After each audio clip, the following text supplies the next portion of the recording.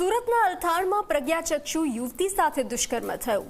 આલમ નામના યુવકે ગેમ રમવાના બહાને દુષ્કર્મ આચર્યું। ભીમરાડ વિસ્તારમાં નિર્માણધીન બિલ્ડિંગમાં તે મજૂરી કરે છે। 21 વર્ષીય યુવતી પણ પતિ સાથે મજૂરી કરે છે। પોલીસે આરોપીની ધરપકડ કરી અને વધુ તપાસ હાથ ધરી છે।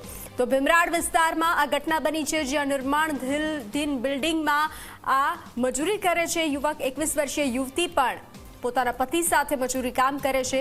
તો દુષ્કર્મની ફરી ઘટના સામે આવી છે સુરતથી। સુરતના અલથાણ વિસ્તારમાં એક ચોંકાવનારી ઘટના સામે આવી છે, જેમાં પ્રજ્ઞાચક્ષુ જે યુવતી છે તેને ગેમ રમવાને બહાને એક સહકર્મચારી લઈ ગયો હતો અને ત્યારબાદ દુષ્કર્મ આચરવામાં આવ્યું છે। ખાસ કરીને જે ઘટના છે તે સુરતના અલથાણ વિસ્તારમાં આવેલા ભીમરાડ વિસ્તારની છે, જ્યાં કન્સ્ટ્રક્શન સાઇટ ઉપર જે મહિલા છે તે પોતાના પતિ સાથે ત્યાં જ રહેતી હતી। મહિલા જે છે તે પ્રજ્ઞાચક્ષુ હતી, પતિ જે છે તે પતિ કન્સ્ટ્રક્શન સાઇટ ઉપર ગયો હતો। આ દરમિયાન પાડોશમાં જ રહેતા જે આલમ નામનો જે યુવાન છે તે યુવાનની નજર આ પ્રજ્ઞાચક્ષુ જે મહિલા છે તેની ઉપર બગડી હતી અને આલમે આ જે પ્રજ્ઞાચક્ષુ જે મહિલા છે તેને ગેમ રમવાને બહાને પોતાની રૂમમાં લઈ ગયો હતો અને આ મહિલા ઉપર દુષ્કર્મ આચરવામાં આવ્યું હતું।